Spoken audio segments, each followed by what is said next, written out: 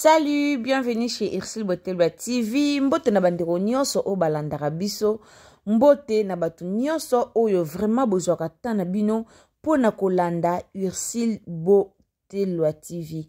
Bandeko nanga kaka nde bozomona deja bino moko na miniature nanga naza sur bozomona na tieli bino Mama Pierrette Wumba Biasi Annie. Donc Annie Pierrette Wumba Biasi. Mama Annie toyebi biso nyonso aza actrice congolais, aza mutu oyo asalaka théâtre, aza mama oyo asalaka maboke ya mboka na biso, aza mama oyo asalaka fierté ya mboka na biso. Mama Annie asalaka ba théâtre na ye, Mama Annie ajouaka vraiment kitoko mingi. Mama Annie alekaka beaucoup na Belart TV, alekaka bata famille bota na asir bozawa boyebi Mama Annie Biasi. Alors eloko nini oyo ememi biso liboso na bino, eloko nini oyo epousse biso vraiment toya liboso na bino. Boyebi déjà na Irsil Botelba TV awa vraiment toyaka kaka na vérité, awa tolingaka te makambo moko boye oyo ezalaka kaka oyo balobaki mabe oyo basalaki boye bazongisaki boye. Awa vraiment tolingaka toya koloba vérité, toya koyeba vérité eza nini. Tozomona kaka ba émission ezo circuler, tozomona kaka ba makambo ezoleka ebele. Alors lelo Irsil Botelba TV ayeli bino émission ya Mama Annie Biasi na yeli bino vérité na yeto solola to yebana nuli kambu nini oyo ezoleka lisusu pona mama na biso Annie Biasi. To yebi Mama Annie alobaka te, eza batebele ba yebi Mama Annie alobaka te. Mama Annie vraiment alekaka na ba émission pamba te. D'abord aza mama moko oyo se respectaka makasi. Bato ba olandanga ba o balandaka Mama Annie na Belart TV, ba o balandaka Mama Annie na ba chaîne mususu, ba yebi Mama Annie même soko sala ba théâtre na ye, o sentir vraiment que moi na mwasi oyo aza intellectuel, o sentir que moi na mwasi oyo a se respectaka et puis alingaka ba problème na batute. Lelo balingi bakota Mama Annie na problème, lelo balingi bakota Mama Annie na likambu. Po Mama Annie alekaki na émission, asalaki émission, alobaki po na belle vie, batunaki point moko po na sila, alobaki pe oyo esengelaki aloba. Alors comme batu balingaka na bango te ke basa l'émission, surtout mutu soki batuni po na belle vie na émission, alobi mwa bola mwa belle vie, et pe sa mwa batebele panique, batebele balingaka yango te, yango bomoni lelo bakomi kotanga komba Mama Annie na ndenge moko ya mabe. Yango bomoni lelo batu bakomi koloba po na Mama Annie Biasi na ndenge ya mabe. Alors Irsil Botelba TV pe ayeli boso na bino pona ko éclaircir bino, pona ko loba mukie to pona ko sala analyse pe pona ko pesa pe conseil na batu oyo balingaka koloba kaka makampu ya mabe pona batu. Bandeko nanga tozalaka kaka kifana kwiti tenga na ibisaka bino nga na benga ngo kifana kwiti. Pourquoi? Kifanatisme soki eleki makasi boye basu mabe ya mutu na bino te bokomo mona oka nyonso malamu, ata salaki mabe boye bolobi malamu, ata bomoni pena mutu alinga boma mutu achubi mutumbeli boye bolobi kete abomi te bolobi malamu, eza malamu mingi te. Mama Annie aleki na émission, azalaki vraiment clair na émission na ye. Mama Annie alobaki eloko moko ya mabete. Batunaki po na belle vie, alobaki belle vie aza Poutine, alobaki oui c'est normal. Tout le monde a peu batumsu basala ba émission surtout po na sila, tout le monde a peu le nani. Maman na so Thérèse a so ka sala émission alobaka bien sila za Igwe. Tout le monde a rango boyebi Igwe la kisini. Igwe la kisara Jésus. Mais Maman Thérèse a soit salé émission batunye sila lobaka oui sila za Igwe. Mama Annie a salé émission batunye po na belle vie alobi belle vie aza Poutine.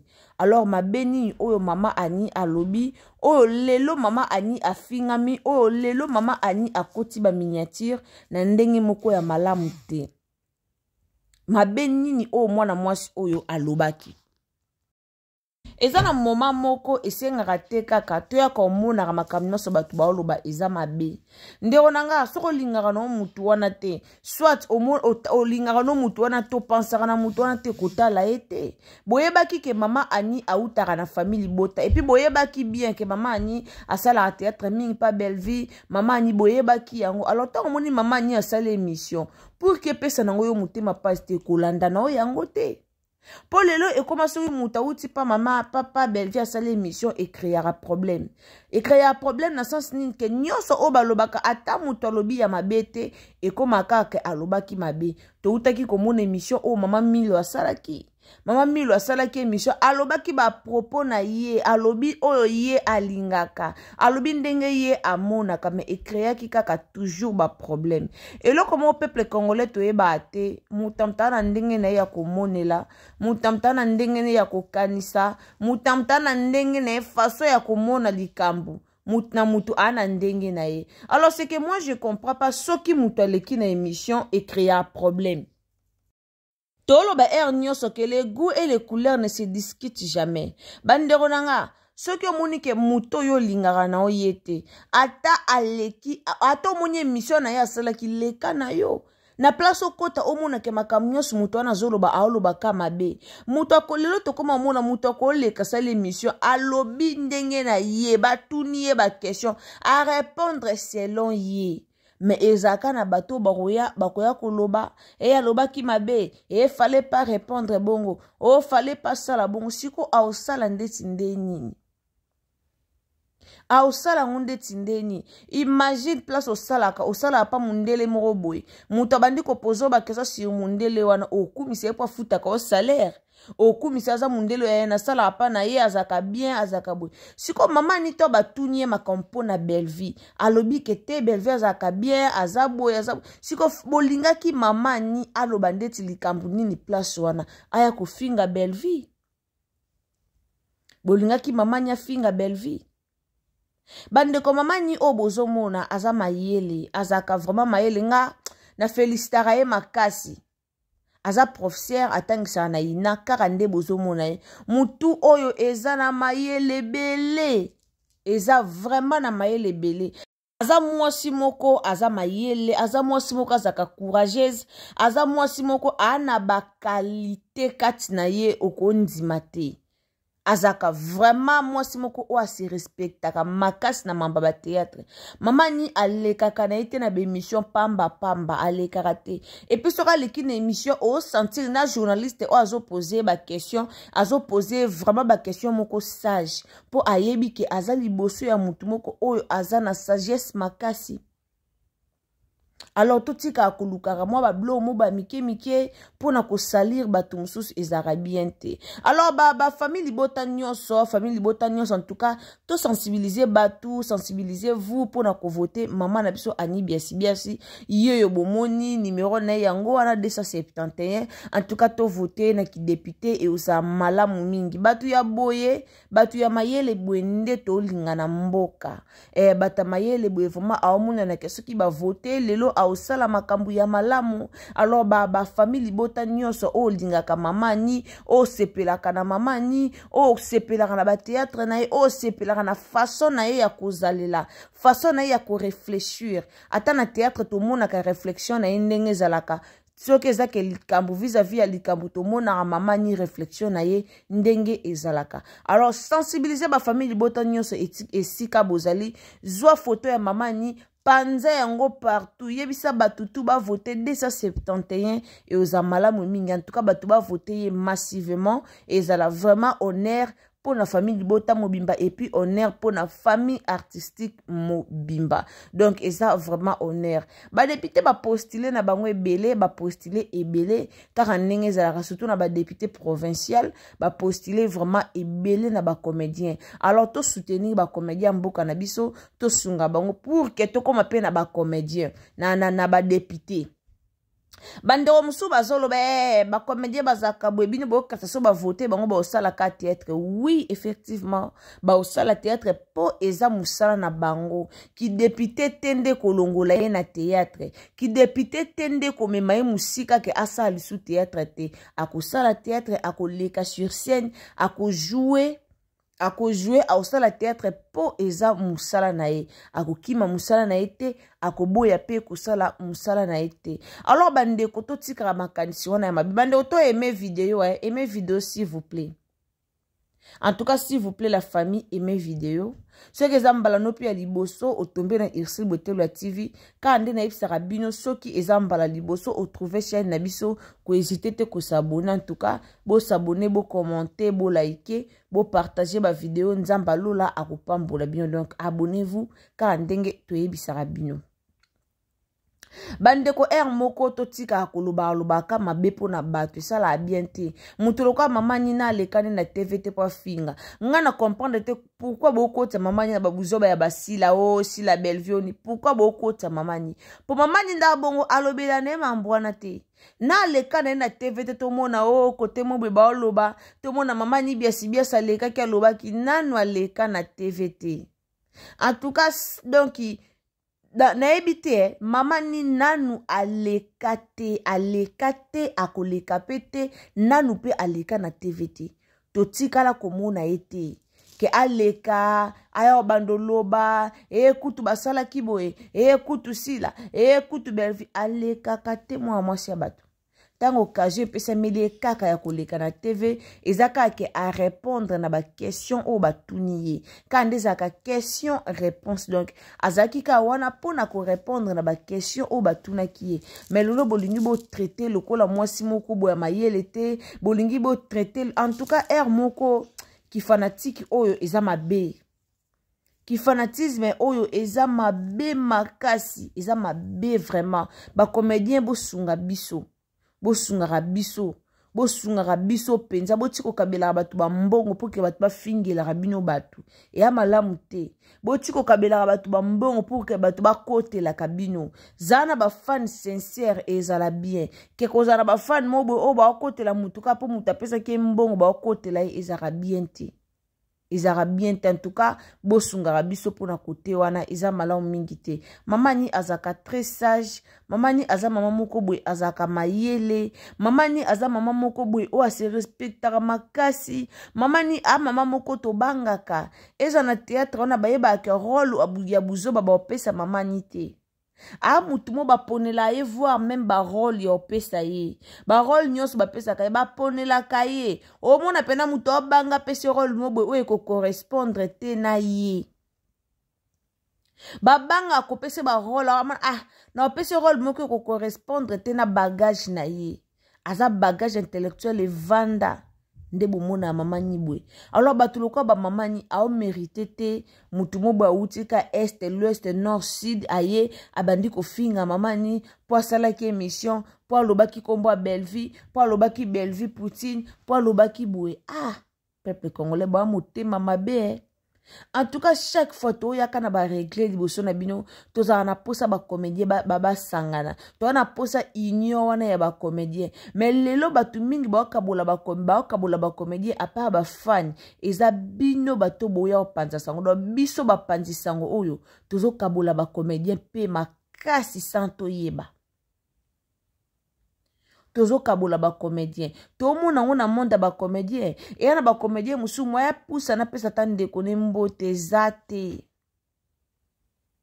ezate pourquoi ezate po ayebi ke batu na yeba osepela te to mona ki ngona Karine Mokonzi na Yvette Kalombo ba sale loko moko ya bien ko sala réconciliation mais na batu ebele ba sepela te pourquoi po banda ko fingana po na batu musu ba yinaka Karine Mokonzi grâce ya Yvette Kalombo et apena musuba yina Yvette Kalombo grâce ya Karine Mokonzi. Alors tant ba moni bango ba sali réconciliation ba komi ini diable comme alingana ba biloko wana teto uti komona ba tebele Karine yona ba chinois belé ba kimiye pourquoi pokaka asaki réconciliation na muninga na Yvette Kalombo.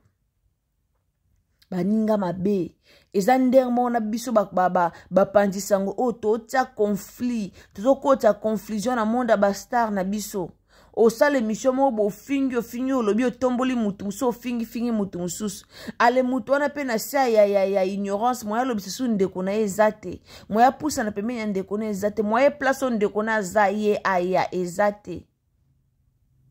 Pourquoi ezate po yebi ke ba fan na ba osepela te po yebi ke ba fan na ba olingelo kwana te. En tout cas ça fait mal, franchement ça fait mal et ça la passe et je loko moko et ça la passe.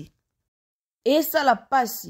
Lelo ba comédien na biso ba comment regretter. Et ana ba parti musu ba comment regretter pourquoi to lo banarate pourquoi to sala raboué. Bana ba on a posa solo la mais ba banga public. Bana ba posa solo ba banga public na bango. Ba banga ba fan na bango ba banga pourquoi ba fan nanga so na soli na ba okimanga. Ba fan nanga so na soli na o ba olingate. Eza bien te. Ya ba parmi ba bloquer ezope sa passe. Alors totika ko fingaka. Oza fan, tu oza fan ya mutubwe sepela na mutubwe esili. Omoni mutubwe asale mission, omoni ke muto aleka kuna ko to aleka te inutile na tala. Soko moni ko tala na ote ovandi na yo. Na place otala oya ko finga bo sala ngoma be.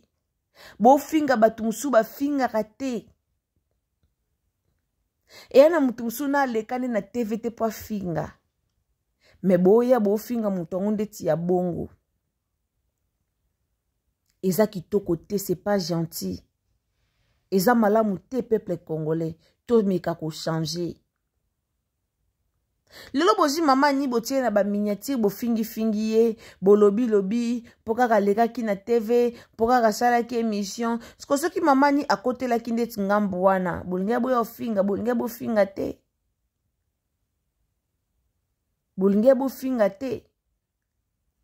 Toko mina kolobela bino ba vérité po tona posa monde théâtre changer.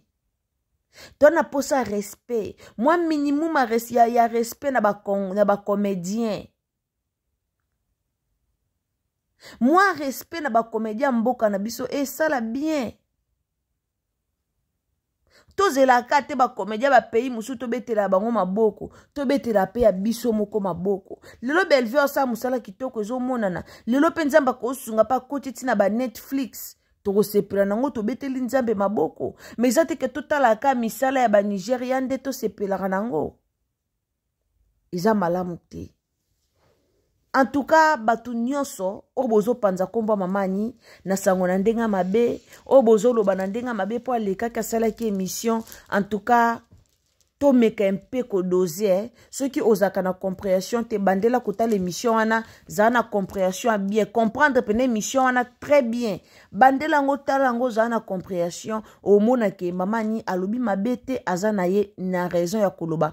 Oyo nyonso alobaki. Alors merci ming na bato bolandara biso, merci na bato nyonso obolinga Irsil Botelwa TV. En tout cas na pesi bino ba merci esika bozali, nzamba lola oto sambelaka a continuer ko batela ko pambola ma bota na bino. Bandeko nanga soki ezambala liboso otombe na Irsil Botelwa TV ka ndenge na solara na bino donc na système moko ya bien. Ceux qui vraiment ezambala liboso au s'abonner, au commenter, au liker, au partager émission na biso nzambe aozanga te ko pambola yo donc ndeko yo okoti mbali liboso na Irsil Botelwa TV. En tout cas awa devise na biso za kaka partage. Donc tango koti partager émission na biso, partager na famille, partager na ba camarades, partager partout oyo okozala nzamba lola ako pambola yo. Alors, appuyez sur la cloche de notification pour que prochainement, ceux qui te tiennent à l'émission et comme la yo directement ici au Kozala. Tu aimé vidéo. Bisous. Bye.